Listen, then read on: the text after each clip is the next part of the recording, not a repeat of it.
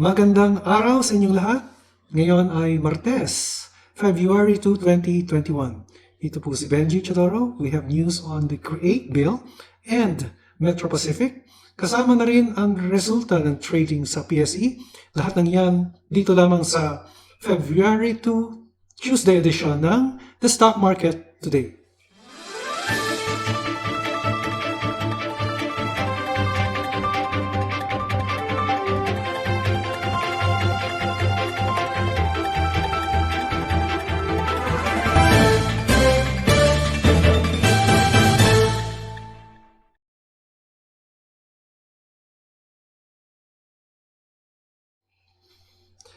Okay, from the business world, Congress set to ratify CREATE BICAM report. The proposed Corporate Recovery and Tax Incentives for Enterprises Act, or CREATE, as approved by the Bicameral Conference Committee, will grant incentives to exporters with critical domestic enterprises for up to 17 years. During Monday's session, Senate Majority Leader Juan Miguel Zubiri said the BICAM panel officially approved the measure that reconciled the disagreeing provisions of Senate Bill 1357 and House Bill 4157. The House of Representatives and Senate are expected to ratify the report today. Under the measure, 4 to 7 years of income tax holiday and 10 years of special corporate income tax will be granted to exporters and critical domestic enterprises identified by the National Economic and Development Authority, or NEDA. The measure also immediately lowers the corporate income tax to 25% from the current rate of 30%. CREATE is expected to attract 12 trillion worth of local and foreign investments in the next decade, albeit Representative Jose Maria Clemente Salceda said in a statement on Monday. Actually, this is good news for the economy because it will lower income taxes, give incentives to exporters, and finally get our economy going. And it will increase our attractiveness in investments of foreign countries. So let's take a look at the PSE. The PSE index moved up 53.12 points, or 0.78%, just a modest increase, but it is an upside. The candlestick now is higher than the EMA 100, but still below the EMA 50 and the EMA 25, which means that as of now, we don't have any definite trend yet. No? From our indicators, the trend is still bearish. It has a bearish sentiment. Now, there was net foreign selling at 567.48 million. Let's now go to the market activity. 157 companies advanced, 68 declined, while 43 remained unchanged. As for the all-share index, it gained 0.99%, while of the sectoral indices, only the properties registered a decline at 0.36%. The gainers was led by mining at 3.3%, followed by the industrials at 2.59%. As for the most active stocks, the second liners again, or the non-index stocks, dominated the most active, and we will be reviewing ABA, Tito, ACEN, APL, PHA, TEL, BSC. Let's take a look at MPI. We have news on that. Then BDO and AR. So let's now go to the most active stocks. Let's review ABA. Okay, ABA had a red candlestick today. Actually, it looks like the profit-taking shot. Still, our indicators, the EMA 20 particularly, is under the candlestick, indicating a bullish trend, still a bullish trend. And our RSI is at 59, indicating a bullish momentum also. So our indicators are all under the candlestick. However, there is a red candlestick today as the stock declined by 11.85%. Still, I would place the support at EMA 20 at 96 centavos. While our resistance, we can place it at, let's check if we have a historical resistance. Okay, we do have a historical resistance, medyo malayo lang, ano? 2.67 na siya. So 2, at 2 pesos yung historical natin. So pwede natin sabihin at 2 pesos siya dahil may 2.10. So medyo malayo na to actually yung historical level na ito. At let's see, 215. But this level was 1997. So medyo malayong historical na yung resistance level niya, no? Pero siguro pwede natin ilagay muna yung resistance level, ang pinakamalapit, but this is very thin, is at 160. The nearest support, lagay natin dito sa 1 peso. Or yung EMA20, 96 centavos, ang nearest support natin. So 1 peso to 96 centavos. Okay, next, let's take a look at dito. Wala pa tayong balita kaya dito, no? Tingnan natin. Clarification news reports, hindi yan. So ito, dito, had a green candlestick today, an indication that it is moving upwards. And this is supported by our indicators being under the candlestick. We have the 20-day exponential, the 50 and the 100-day exponential under the candlestick, indicating a bullish movement. Now, it may test a resistance level here at dito sa 13, almost 14 pesos ang itatest niyang resistance level. Yan yung level na pwede nating bantayan. And then, let's take a look at APL. Apollo Global. May news pa tayo dito kay Apollo Global. Okay. So, Apollo Global had a red candlestick today. But our indicator, the EMA50, is under the candlestick, but the short-term orange indicator, which is the 20-day exponential moving average, is over the candlestick, indicating a possible sideways movement. No? In the meantime, ang pwede natin ilagay na support dito ay yung EMA50, which is at 17 to 18 centavos ang nearest support. And then APL. APL na naman pala ito. And then let's take a look at PHA. Okay, PHA had a red candlestick today. However, the closing price is higher than the previous day. Kaya green yung indicator natin dito. And the candlestick is higher. That would indicate still an upward trend for the stock. Dahil 2 successive days yung green candlestick. Pero kung titingnan natin overall, it's an alternating red and green candlestick, which will indicate a sideways movement. So, ang indicator na, ang level na pwede natin bantayan will be the next resistance level at 315 to 316. While our support level, I would place it at the 20-day exponential moving average at 212. That will be our nearest support. Moving sideways, CPHA. Then, telephone, PLDT. Okay, another green candlestick, and this time the candlestick is higher than our indicators, indicating an upward trend.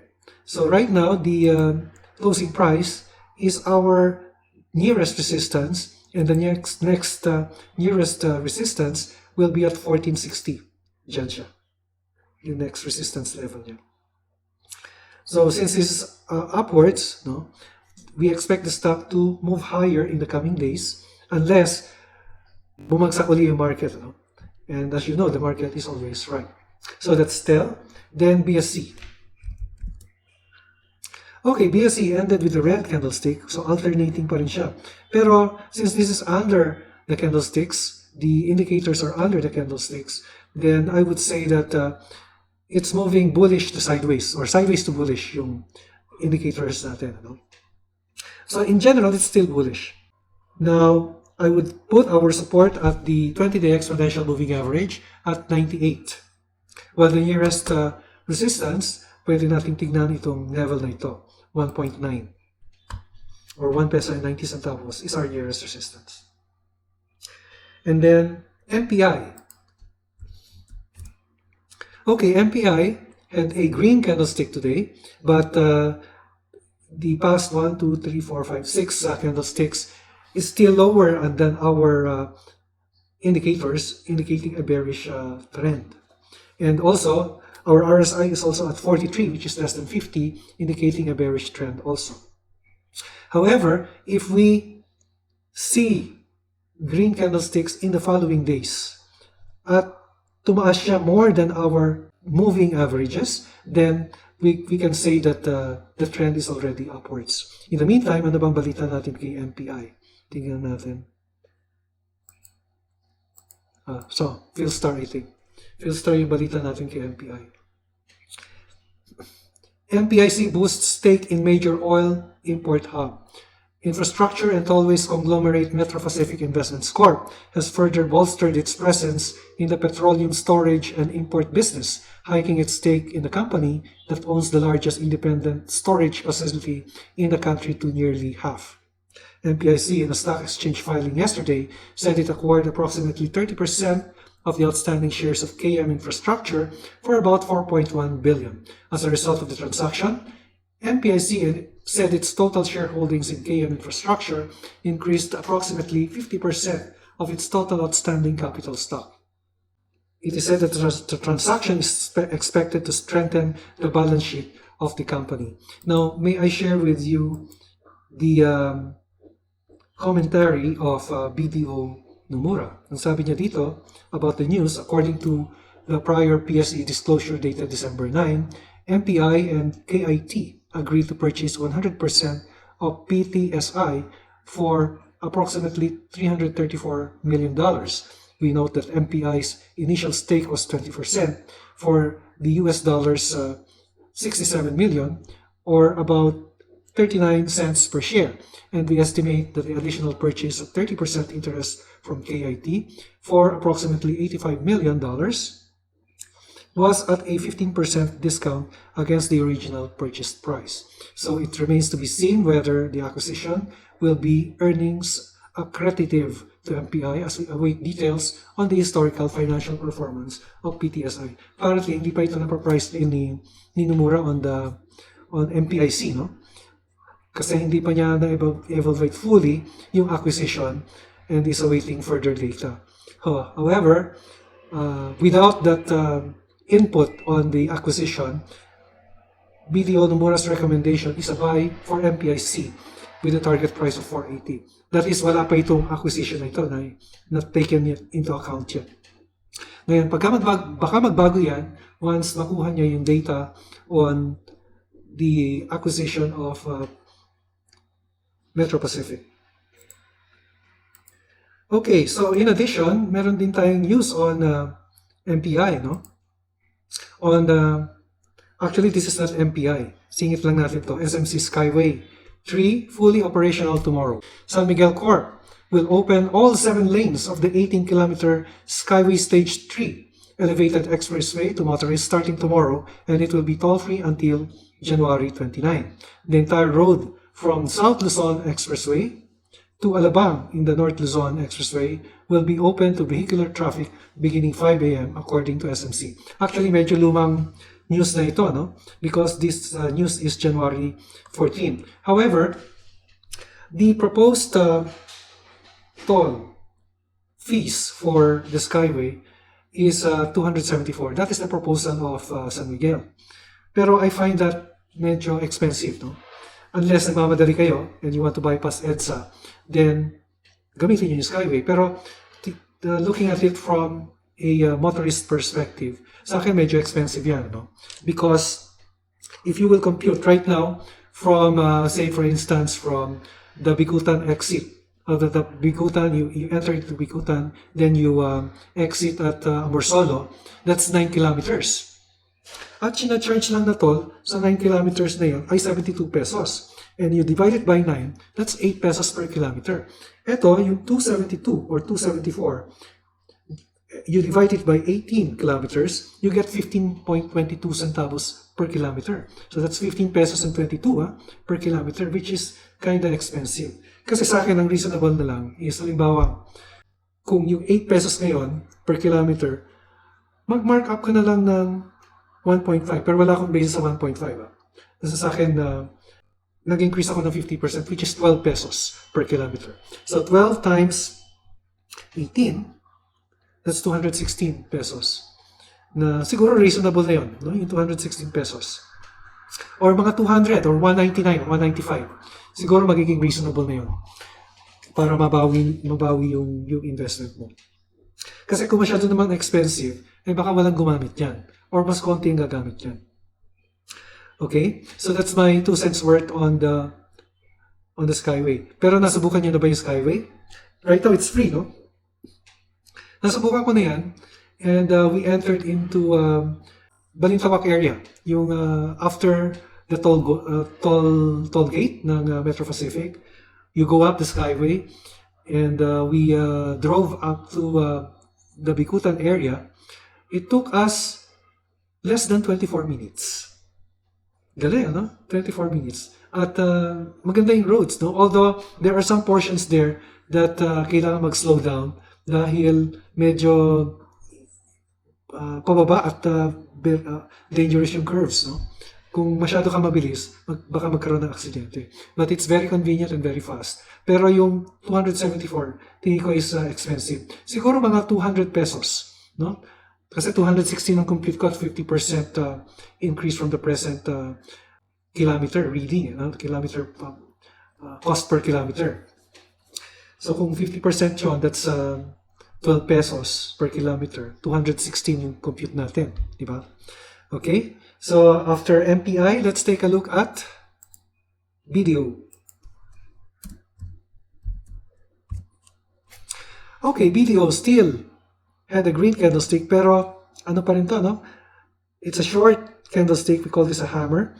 So it just increased by 1.30 points. Still, mukhang bearish pa rin ang sentiment nito because it hasn't crossed, the candlestick have not crossed the EMA 50 and the EMA 20, which is our short and medium indicators respectively. And once we have a green candlestick crossing above our indicators, then we can say that the trend had turned to bullish. In the meantime, yung nearest resistance natin, I would say ilagay natin sa 111. Diyan yung nearest resistance natin for EDR, 111 to 112. Okay? And then finally, we have AR. Okay, AR ended with a red candlestick, but this is a very short candlestick. Actually, it ended flat. Almost flat because it opened at half 0.0056 centavos and the closure is at 0.0055. So almost flat. In the meantime, the nearest resistance niya, or the nearest support rather, lagay natin dito sa 50. 0.0050 ang nearest support niya, and the nearest resistance would be here, yan, at 7.7 or 0.0077 centavos. Yan po ang ating stock market report today, Tuesday, the 2nd of February. Ito po si Benji Chodoro, nagpapaalala, mag-ingat po tayo sa scam, sa COVID. If it is too good to be true, it's not true. An investment in knowledge pays the best interest. See you again in our next episode. Maraming salamat sa inyong pagtangkilik.